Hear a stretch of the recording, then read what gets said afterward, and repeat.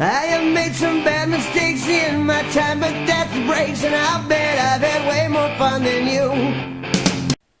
Hello there, welcome back to another edition of Kip Does Stuff. Today's project will be a frame for a painting my daughter made. So, today that's it. So let's get started.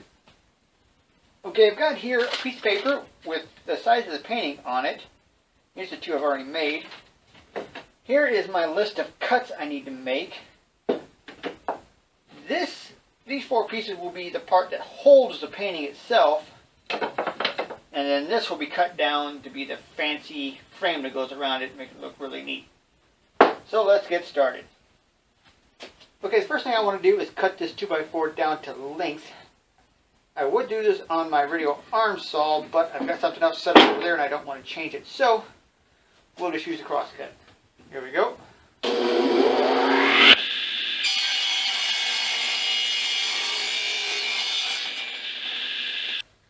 Okay, now I've got the fence set a little closer to the blade, and I'm going to cut off 4 slices about 3/8 inch thick.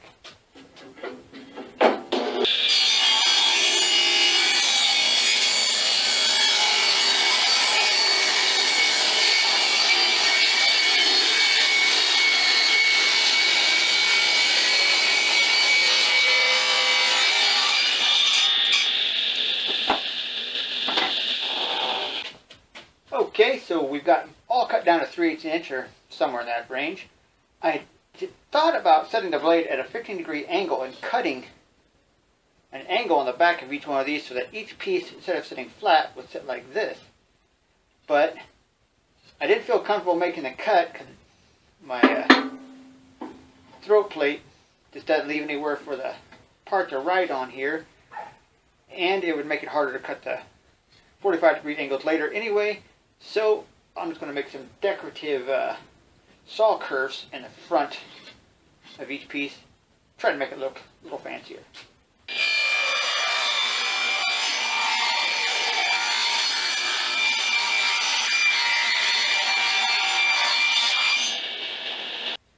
Okay, I got the first decorative curve cut made. Now I'll make the second one just about a 1/2 inch higher.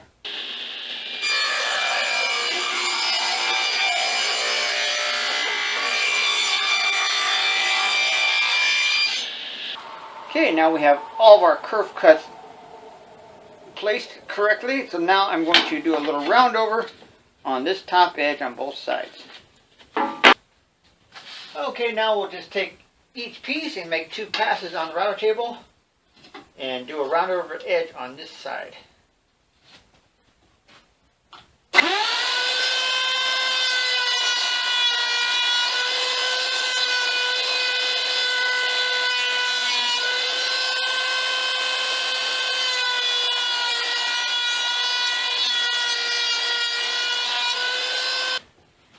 Okay, I've got 2 sets of 3/4 inch plywood pieces here.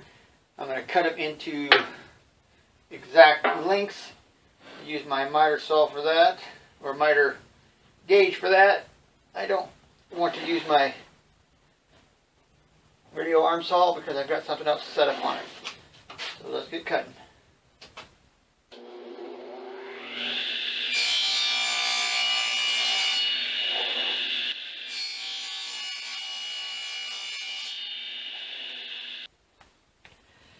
Okay, now the frame section is cut to size. Just do some simple assembly, a little glue, and a couple brad nails.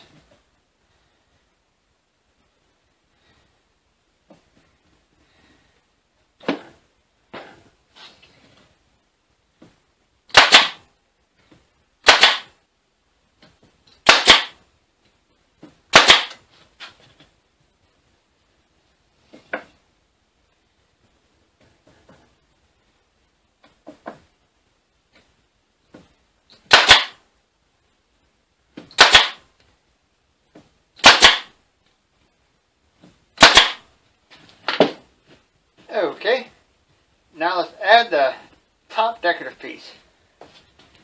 Okay, here's the decorative piece that's going to cover the front of the frame. And what I've done is I built the frame slightly larger than the painting, so the painting will sit inside here, but will easily slip out if I were to pick this up.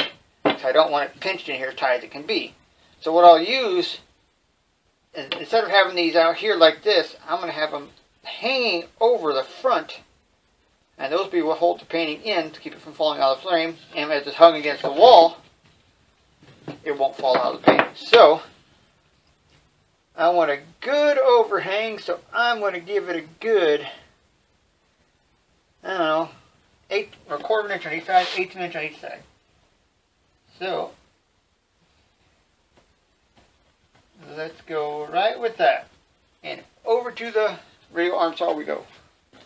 Okay, I'm over at the radial arm saw. I've got both top and bottom pieces laying on each other, so I can cut them together so they'll be the same size.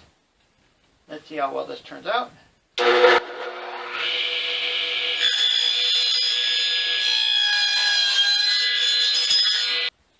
Okay, so we'll put this part on here. It looks like it's got a very good overhang on either side, so when the next piece goes on, you don't have the same amount of overhang. So now we'll just go ahead and do these side pieces the same way.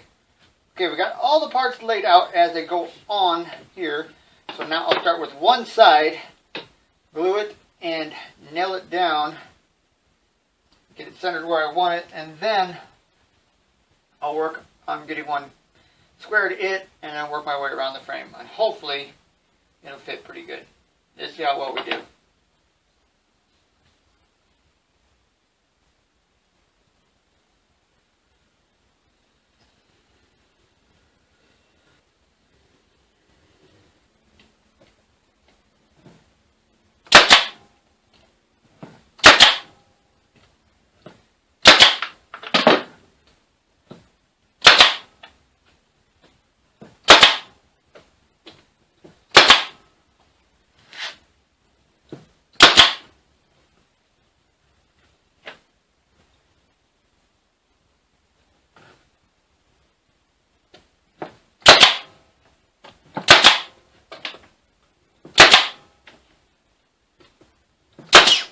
Okay, there's our finished product. It doesn't look too bad.